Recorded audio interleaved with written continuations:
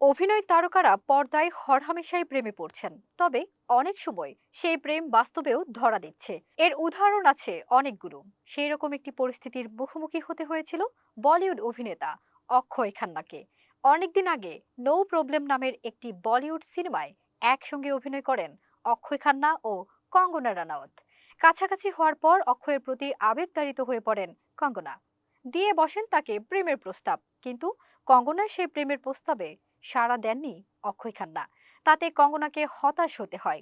এ প্রসঙ্গে একটি টিভি অনুষ্ঠানে প্রসঙ্গক্রমে কঙ্গনা রানাউত বলেন, আমি ওকে দেখে কথা বলি, একাধিকবার নানা রকমের প্রস্তাব দেওয়ার চেষ্টা করি, কিন্তু আমার সঙ্গে কথা পর্যন্ত বলল না।